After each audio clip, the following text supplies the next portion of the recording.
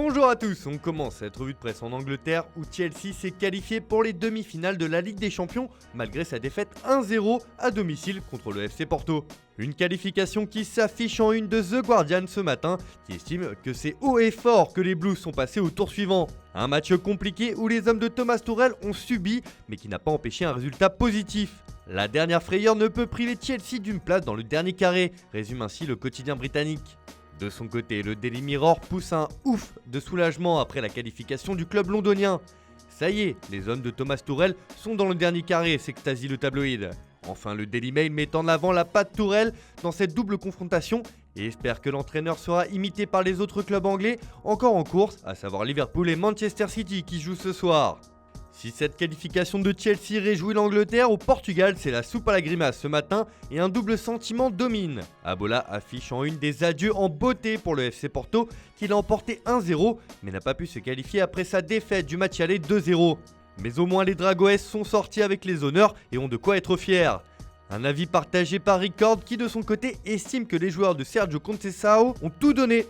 Odiogo lui évoque des regrets et met surtout en avant le super but de Taremi dans les arrêts de jeu qui aurait dû en valoir 2 car l'attaquant a inscrit un superbe ciseau dans les derniers instants du match.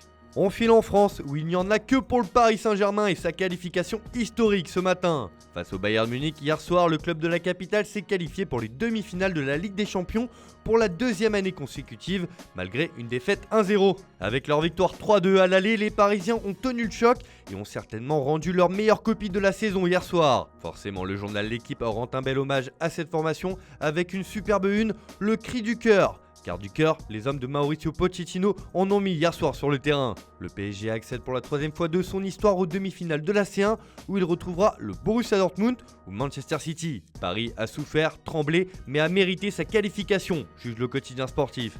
De son côté, le Parisien placarde en gros sur sa couverture énorme pour bien mettre en valeur la performance du PSG. Tout est permis, même les rêves les plus fous, s'emporte le journal francilien. Une qualification qui s'affiche aussi sur la couverture de Ouest France ou encore de Midi Libre qui rendent un bel hommage au dernier représentant français dans la compétition. En Allemagne en revanche, cette élimination du Bayern Munich résonne comme un coup de tonnerre. Champion en titre et considéré comme la meilleure équipe du monde ces derniers mois, les Bavarois sont tombés de haut. Une élimination qui fait la une de Bild de ce matin qui indique que malgré la victoire à Paris, le Bayern est dehors. Le quotidien national est sonné par cette nouvelle et n'en revient pas. D'ailleurs, la qualification du PSG fait les gros titres un peu partout en Europe. C'est le cas en Italie où Tuttosport évoque sur sa une l'extase du PSG. Le Bayern gagne mais n'est plus dans la course, constate sobrement le journal italien. En Espagne aussi, cela ne passe pas inaperçu. Marca parle d'une soirée inoubliable pour le PSG et d'un désastre pour le Bayern. Enfin, pour Mundo Deportivo, c'est une douce défaite qu'a subi le PSG et évoque surtout un champion KO. Bref, tout le monde s'incline devant la qualification du PSG pour les demi-finales de la compétition. On retourne en Angleterre où rien ne va plus pour José Mourinho à Tottenham. Battu ce week-end par Manchester United 3-1, les Spurs pointent à une décevante 7ème place en Premier League. Et forcément, avec des résultats mitigés, les jours du Special One semblent être comptés. Le Daily Express nous apprend d'ailleurs qu'en cas de départ du Portugais, un autre Lusitanien pourrait venir le remplacer. En effet, Tottenham a coché le nom de Nuno Espirito Santo pour prendre la suite de Mourinho. L'actuel entraîneur de Wolverhampton est devenu une valeur sûre en Premier League et son travail est reconnu outre-Manche. L'entraîneur des Wolves est dans le collimateur des Spurs si Mourinho est viré, rapporte le quotidien anglais. Une information que reprend également le Daily Mirror qui titre pour sa part « Les Spurs lorgneux sur Nuno si José part ». L'étau se resserre sur Mourinho qui ne semble plus avoir beaucoup de crédit à Londres.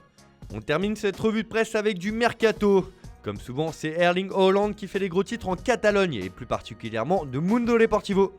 Le journal Pro Barça nous rapporte que l'écurie Blaugrana a un plan pour le Norvégien. Pour le convaincre de rejoindre le Barça, le club lui assure qu'il serait la référence de l'équipe, contrairement au Real Madrid. Le club Blaugrana le veut déjà, mais attendre un an rendrait sa signature plus abordable, indique également le journal. En cas d'échec dans ce dossier, il y a un nom qui revient avec insistance en Catalogne, c'est celui de Sergio Agüero, libre en fin de saison. Mais l'Argentin ne viendra pas à n'importe quel prix. Comme l'assure Sport ce matin, ce sera à coût réduit. Le Barça est intéressé pour le signer, mais seulement si le joueur accepte des conditions économiques basses. Les négociations ne font que commencer. Enfin, en Italie, c'est le cas de Moeskin qui passionne les journaux locaux. Le joueur du Paris Saint-Germain prêté par Everton fait la couverture de Tuttosport qui annonce que 2 cadors de Serie A veulent s'offrir l'attaquant l'été prochain. Le quotidien turinois est persuadé que ce sera un duel Juve-Inter pour Keane. Les Nerazzurri visent 4 renforts pour la C1, l'attaquant italien est parmi eux, mais il reste un objectif déclaré de Paratici de la Juve. Reste à savoir comment le PSG et Everton vont se positionner dans ce dossier. Affaire à suivre. Voilà, c'est tout pour aujourd'hui, bonne journée à tous, on se retrouve dès ce soir pour une nouvelle vidéo sur Foot Mercato.